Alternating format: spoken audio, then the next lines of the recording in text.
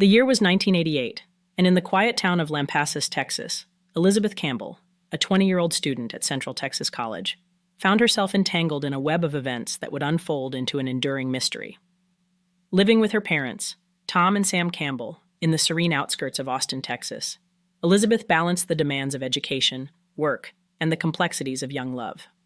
Born into a family that bore the imprints of military life, Elizabeth's parents, Tom and Sam, kindled their love while Tom served in the Army in Korea, where Sam called home. Elizabeth was the culmination of their shared journey, the youngest among 5 siblings, each thread of her existence interwoven with the tapestry of familial bonds. Described as neat, sweet, and bright, Elizabeth emanated an aura of naivety and trust that endeared her to those who knew her. Despite her quiet and sheltered life, she harbored aspirations that spoke of a desire to explore the world beyond the familiar. As she looked toward the future, the prospect of transferring to Texas A&M University in the fall, with dreams of studying marine biology, stood as a pivotal chapter in her young life. This step represented more than just an academic pursuit. It was a leap into independence for a girl who had always stayed close to the comforting embrace of her family. On that fateful Monday, April 25, 1988, Elizabeth attended classes at Central Texas College in Killeen, Texas, a bustling town near Austin. A diligent student, she juggled academic pursuits with a part-time job at a 7-Eleven on Rancier Avenue in Killeen. The routine of her day took a turn as her sister borrowed her car, so she had to find a way home from work when her shift ended. As her shift at the 7-Eleven concluded at 9 p.m., Elizabeth, without her usual mode of transportation, found herself reliant on her boyfriend, Ricky Ray, to pick her up. Ricky picked Elizabeth up after work, steering her towards his residence in Killeen for what was intended to be a study group. Around 10 p.m., the serene evening shattered as an argument erupted between Elizabeth and Ricky. The dispute, a clash of academic priorities, was fueled by Elizabeth's determination to study for a trigonometry test looming the next day, conflicting with Ricky's focus on English. In the aftermath of the argument, Elizabeth, perhaps seeking solace or an escape from the discord, reached out to her parents for a ride home. Yet fate took an unexpected twist when Ricky intervened during the call, offering to provide the transportation Elizabeth sought. However, as the conversation with her parents ended, Ricky's anger simmered, and he chose not to drive Elizabeth after all. Undeterred by the distance that separated her from home, 30 miles to be exact, Elizabeth, armed with her books, seemingly made the decision to walk home. While the specifics remain elusive, there is a belief that Elizabeth secured a ride from Ricky's house to Central Texas College, a fleeting moment in the shadows with no one coming forward to confirm this link in her journey. The night clock ticked on, and at 10:48 p.m., a male student, recognizing Elizabeth from school, offered her a ride as she walked along a service road near Highway 190 and the college. Approximately at 11 p.m., the threads of Elizabeth's journey led her to a 7-Eleven at the crossroads of Highway 190 and Martin Luther King Drive in Copperas Cove. The store, a witness to the events, held a mental snapshot of that pivotal moment. Elizabeth disembarked from a light green Gremlin, accompanied by a man at the wheel, believed to be a Central Texas College student. The scene, bathed in convenience store fluorescence, became a tableau of mystery. Inside the 7-Eleven, the clerk observed Elizabeth, as she reached out to Ricky Ray, using the store's phone, her voice carrying a tremor of fear. She confessed that she was a little scared. The connection with Ricky, a lifeline in the night, became a fleeting opportunity for rescue. However, the echoes of their earlier argument reverberated. Ricky, hesitant in the late hour, declined to pick her up, leaving Elizabeth at the intersection of uncertainty. Refusing to succumb to her situation, Elizabeth, resilient in the face of her predicament, informed Ricky of an alternative plan. She would call her brother, seeking refuge in familial bonds. Faced with the prospect of a long-distance call from the store's phone, Elizabeth opted for the solitude of the payphone outside, a decision that would cast a shadow over the remaining hours of that mysterious night. It is believed that standing under the pale glow of the streetlight, Elizabeth reached out not to her brother, as initially planned, but possibly again to her parents. Around midnight, the phone rang in the Campbell household, and Sam Campbell, Elizabeth's mother, would later recount the distant echo of the ring, a fleeting connection that slipped through her fingers as she rushed to answer. The ethereal dance of unanswered calls played out, leaving questions hanging in the night air. The store clerk, a silent observer to this nocturnal drama, witnessed Elizabeth using the payphone and lingering outside after the call. As the minutes ticked by, the clerk's gaze followed Elizabeth's movements outside. A white or silver vehicle, adorned with a maroon vinyl top, materialized in front of the 7-Eleven. The silhouette of Elizabeth merged with the vehicle, and as it departed, it traced a path southward toward Killeen, vanishing into the obscurity of the night. It was a departure that marked the end of tangible sightings, the intersection of Elizabeth Campbell's presence with the unknown forces that awaited her in the darkness. The night swallowed her, leaving the clerk as the last known witness to her journey, an unwitting spectator to the unsolved puzzle that continues to linger over April 25, 1988. The alarm bells of concern resonated the moment Elizabeth's absence became apparent to her family. Neat, sweet, and bright, she was also known for her predictability, making her sudden disappearance all the more bewildering. Tom, her father, noted that it was entirely out of character for Elizabeth not to inform Sam of her whereabouts when away from home. The morning of April 26th marked the dawn of an agonizing realization for the Campbell family. Elizabeth had not returned home, and anxiety cast its long shadow over their quiet abode. In their desperate attempt to report her missing, they encountered bureaucratic hurdles. The police, bound by regulations that dictated a waiting period of 72 hours for adults, turned away their earnest plea for intervention. Confusion compounded their distress as the jurisdictional maze unfolded. Elizabeth, living in Lampasas, was last seen in Killeen and last heard from in Copperas Cove. The boundaries of these towns became blurred in the face of a daughter's disappearance, leaving her family in the throes of uncertainty, grappling not only with the absence of Elizabeth, but also with the bureaucratic labyrinth that hindered their desperate search for answers. In the stillness of those early days without Elizabeth, a quiet town resonated with the unspoken worry of a family torn apart by the inexplicable. Elizabeth Campbell, a bright presence in their lives, remained missing, leaving her family to confront the harrowing unknown with each passing hour. In the aftermath of the 72-hour waiting period, the police initially entertained the notion that Elizabeth had voluntarily vanished due to the altercation with Ricky. However, her parents vehemently disputed this theory, offering compelling evidence that painted a starkly different picture of their daughter's intentions. Elizabeth had left behind a paycheck, untouched bank accounts, and an unused credit card, a trail of fiscal inertia incongruent with the notion of a voluntary disappearance. Moreover, her commitment to academics further contradicted the idea that she would willingly abandon her responsibilities, particularly the impending trigonometry test scheduled for the day after her disappearance. Sergeant Yvonne Parker of the Copperas Cove Police Department, faced with Elizabeth's disappearance, acknowledged the perplexity of such cases, where a responsible individual vanishes seemingly without cause. One ominous theory loomed: the possibility of her kidnapping and murder. However, Tom and Sam steadfastly refused to accept this grim hypothesis, choosing instead to embark on their own relentless investigation. 6 days after Elizabeth's disappearance was officially reported, a flicker of hope illuminated the darkness. Roger Anion, a clerk at a convenience store near Waco, Texas, approximately 85 miles from where she vanished, became an unwitting participant in the unfolding drama. His eyewitness account would cast a lifeline into the uncertainty. According to Roger, a car pulled up to the fuel tank, and a man, accompanied by a young woman matching Elizabeth's description, emerged. The man's hold on her, Roger noted, was peculiar. It transcended the conventional dynamics of a boyfriend-girlfriend relationship. The man's hand rested above her wrist, a subtle detail that would later become significant. When Roger attempted to engage with the young woman, the man uttered something in a language unfamiliar to him. Her response suggested a form of subjugation, as if she were being punished for attempting to communicate. As quickly as they arrived, the pair departed, leaving behind a lingering sense of disquiet. Weeks later, Sam, Elizabeth's mother, entered the same store, seeking permission to place a missing persons flyer in the window. It was then that Roger, upon seeing the flyer, made a startling connection. The face staring back at him triggered a realization. He had encountered Elizabeth Campbell with the mysterious man at the fuel tank. The missing persons investigation, propelled by the observant eyes of a convenience store clerk, acquired a new lead, offering a glimmer of hope and renewed determination to uncover the truth behind Elizabeth's disappearance.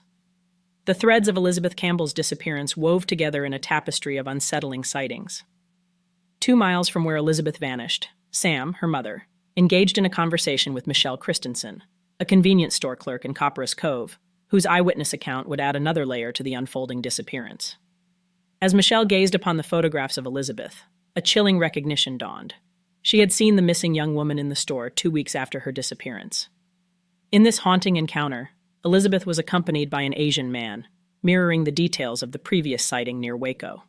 The man's hold on her, firmly gripping her wrist, echoed the earlier description and intensified the air of unease surrounding their interactions. What stood out to Michelle was the palpable intensity of the man's demeanor. Describing him as having a mean, rough look, she perceived an aura of control that extended beyond conventional dynamics. The man's reluctance for the woman, presumed to be Elizabeth, to engage in conversation added an unsettling layer to the encounter. Michelle found it peculiar, noting that typically, if someone wishes to talk, they will talk. In this case, however, the woman remained silent, as if restrained by an invisible force.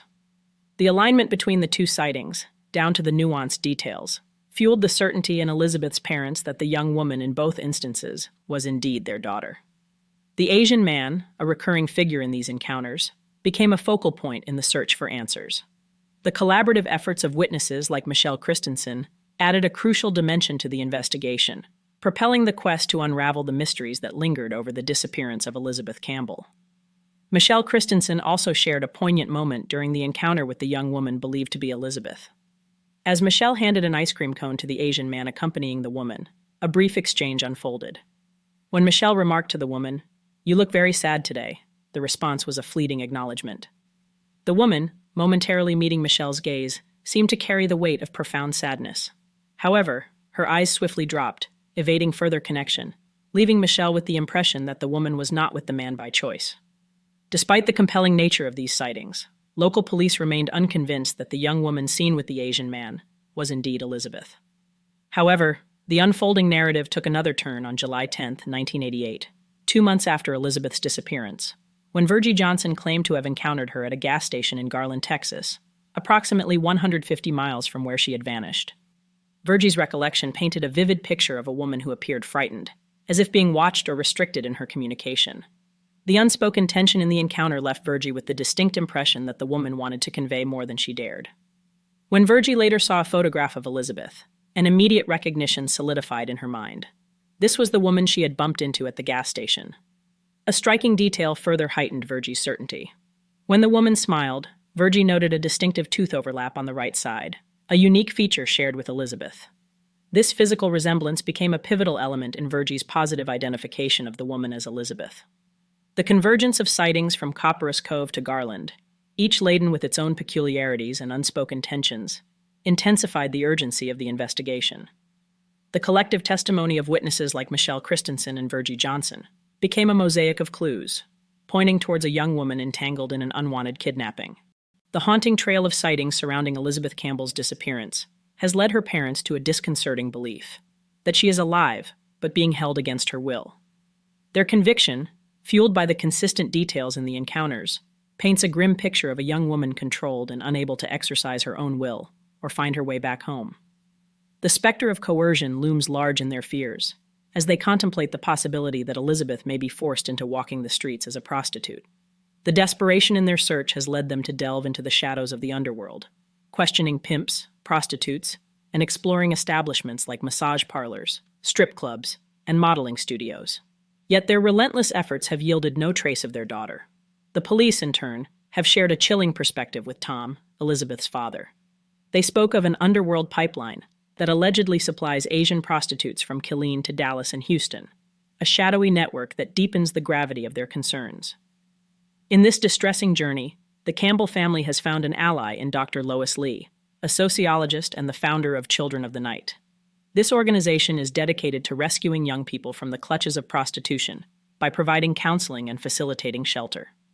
Dr. Lee's expertise, honed over a decade of working with thousands of young men and women coerced into prostitution, brings a beacon of hope to a family navigating the dark waters of uncertainty. The narrative of Elizabeth Campbell's disappearance unfolds not only as a personal tragedy, but as a stark reflection of the challenges faced by those ensnared in the exploitative world of human trafficking. The quest for answers, driven by the unwavering determination of her parents, takes on a broader significance, a call to confront the darker corners of society, where vulnerable individuals become victims. As the search continues, the hope for Elizabeth's safe return remains, held aloft by the resilience of those who refuse to surrender to the shadows. Dr. Lois Lee's insights into the world of human trafficking and forced prostitution cast a chilling light on the potential plight of Elizabeth Campbell. According to Dr. Lee, the process of abducting someone for the purposes of prostitution involves a systematic stripping away of their identity, replacing it with a new one. In Elizabeth's case, Dr. Lee posits the disturbing possibility that she is being held against her will, subjected to sexual abuse, and exploited for the production of explicit content such as nude pictures or pornography. The gravity of this scenario suggests that Elizabeth may be locked away, shielded from the public eye, with the perpetrators exerting control over every aspect of her existence. The perplexing question arises when considering the sighting of a woman matching Elizabeth's description in Garland. If indeed this was Elizabeth, observed alone, why did she not attempt to escape or seek help? Dr. Lee introduces the concept of the invisible leash, employed by abductors or pimps. This psychological manipulation involves presenting the perpetrator as omnipotent, suggesting that everyone is working for them. The illusion of constant surveillance, whether real or fabricated, creates a pervasive sense of control, instilling fear in the victim and inhibiting any attempt to break free. In this sinister dance between captor and captive, the psychological tactics employed serve to reinforce the perception of the captor's reach, dissuading victims from seeking assistance or attempting escape. The dynamics of power and control, as outlined by Dr. Lee, underscore the complexity of Elizabeth's situation and the formidable challenges faced by those attempting to rescue her from the shadows of exploitation. The quest for answers continues, driven by the unwavering determination of those who refuse to accept the silence that has enveloped Elizabeth Campbell's fate. Dr. Lois Lee's grim assessment of Elizabeth Campbell's situation reveals the psychological captivity that often accompanies such cases of human trafficking. Dr. Lee suggests that the consequences of an unsuccessful escape attempt are likely so severe that Elizabeth refrains from trying. The perceived threat, coupled with the isolation imposed by her captors, may explain why Elizabeth has not attempted to make eye contact with anyone or signal for help. The fear of repercussions, including being confined again until she conforms, looms large in her potential decisions. Despite the bleak analysis, Elizabeth's parents, Sam and Tom, stand resolute in their refusal to surrender to despair. Sam clings to the hope that Elizabeth may be suffering from amnesia, blissfully unaware that her family is searching for her. Tom's unwavering determination echoes through his words. They will not cease their efforts until they uncover the truth about their daughter's whereabouts and what has befallen her. In the face of adversity, Tom emphasizes Elizabeth's enduring identity as their daughter, a testament to the unbreakable bond that transcends the horrors she may be enduring. The prospect of Elizabeth being found carries with it the potential for healing and reclaiming her sense of self. Experts believe that, with the love and support of friends and family, she can regain her pride and rebuild the identity that may have been systematically eroded during her captivity. The resilience of those who refuse to yield to the shadows becomes a beacon of hope as the search for Elizabeth Campbell persists, fueled by love, determination, and an unwavering commitment to bringing her home. If you or anyone else may be in a situation beyond their control and need help, please contact the National Human Trafficking Hotline at 1-888-373-7888. The National Human Trafficking Hotline serves victims and survivors of human trafficking and the anti-trafficking community in the United States. The toll-free hotline is available to answer calls from anywhere in the country, 24 hours a day, 7 days a week, every day of the year in more than 200 languages. Thank you for joining us for another episode of Fireside Unsolved. If you haven't already, please like and subscribe to help the channel grow. Until next time, take it easy and be easy, you filthy bastards.